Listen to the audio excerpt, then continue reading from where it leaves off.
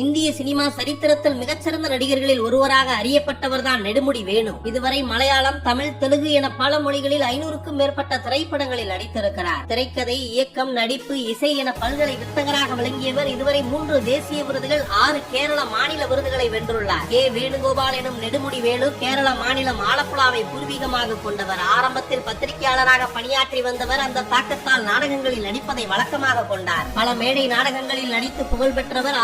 1978ஆம் ஆண்டு தம்பு என்ற திரைப்படத்தின் மூலம் ஒரு நடிகராக அறிமுகமாகி மம்முட்டி, மோகன்லால் போன்ற சூப்பர் ஸ்டார்கள் மலையாள சினிமாவில் கால்பதிக்க போராடி கொண்டிருந்த காலகட்டத்திலேயே ஒரு முன்னணி நடிகராக பல திரைப்படங்களில் நடித்துக் கொண்டிருந்தார். ஏறக்குறைய 4 தசாப்தங்களில் அவர் ஏற்காத கதாபாத்திரங்களே இல்லை என்ற அளவுக்கு தமிழில் இந்தியன் திரைப்படத்தின் மூலம் நடித்து புகழ்பெற்ற நெடுமுடி வேணு இந்தியன் 2 திரைப்படத்தில் நடித்துக் கொண்டிருந்த போது கடந்த 2021ஆம் ஆண்டு தனது 73 வயதில் உடல்நலக் குறைவு காரணமாக இந்த மண்ணுலகை விட்டு மறைந்து போனார்.